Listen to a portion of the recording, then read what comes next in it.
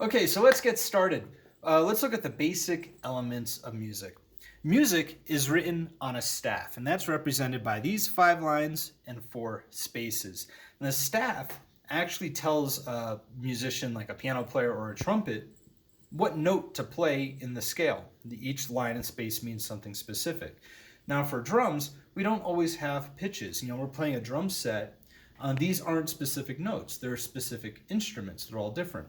So for us, that is indicated by this neutral clef right here. It's this little, looks like an 11. It's just 2 dark lines up, down. That tells us that the staff does not have pitch. And instead, we should be looking for a key. Now, the key is just a separate note. It's either at the beginning of the composition or in the beginning of your drum method book.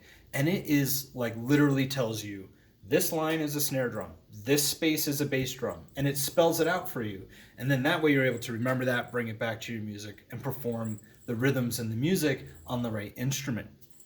Now, the staff is representative of time, actually. And if you've ever played a game like Guitar Hero or Rock Band, one of those, you know how like the screen scrolls by and then you just kind of hit the notes and you play the rhythms as the screen goes. Music is actually really similar. You read left to right, and as you perform the piece, you stay in time and you play the rhythms as they pop up. Now, to make music easier to read, it's actually split up into smaller parts. Those are called measures. There's a measure here, and they're split by what are called bar lines. That's this little line here. So this staff, this bit of music, is split into 4 measures.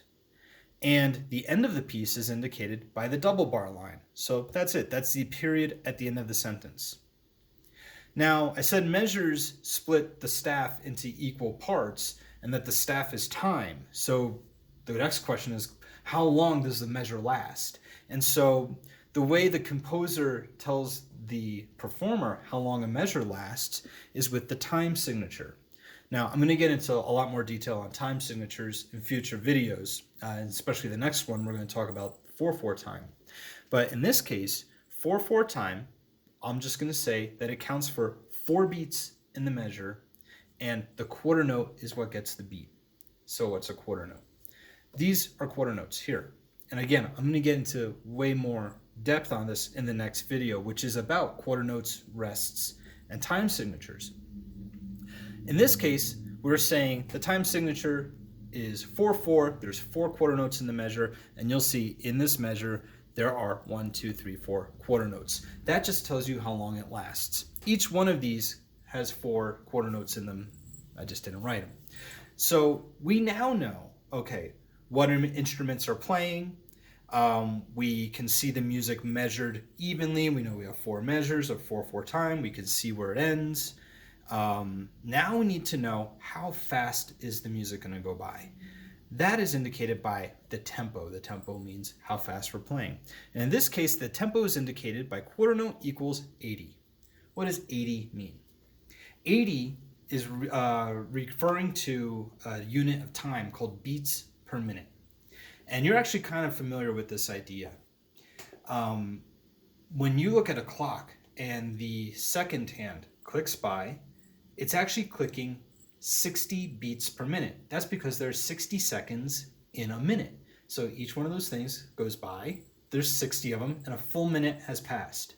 That is 60 beats per minute. This tempo says there's 80 beats per minute. There's basically 80 seconds in that minute, if you want to think of it that way, and maybe that's a little confusing, but there's 80 clicks in that minute. And so we have a device called a metronome that helps us count that out. The metronome is a device for tempo, and you may be able to see here I have it set for 80 beats per minute, and when I turn it on, it clicks. So that click is my 80 beats per minute click, and in this case I know that the quarter note is 80 beats per minute. So that is my quarter note. So there you go. Now I have this reference point. I have a click going. Those are quarter notes. I know what instrument to play because of my staff. Again, I can see how my music is measured out. I have 4 beats per measure. 1, 2, 3, 4. 4 clicks in every measure. Is there anything else I missed? I know how fast, I know everything. This is the backdrop for real music. Now the notes, I kind of glossed over. The notes is the actual music. The notes will tell you what pitch to play, and they'll be indicative of the rhythm. So that's really what this whole series is going to be about, is reading those notes. There's so many different types of notes in so many different combinations, and that's music, and that's the most exciting thing. So we're going to dig into that, starting with the next video. Again, we're starting with quarter notes, quarter note rests, and time signatures. We'll talk about the 4/4 time signature, and there'll be a new element of music. So grab your Joel Rothman's teaching rhythm book for the next lesson. Check out my website, christianjohnsondrums.com, for other videos. Please like and subscribe. I'm doing, I mentioned in the intro, I'm doing a full range, beginner to advanced rhythmic study with you guys, and I hope you get a lot out of it. I hope you subscribe and keep up, because it's going to be a real fun journey. Thanks for joining me. I'll catch you next time. Bye.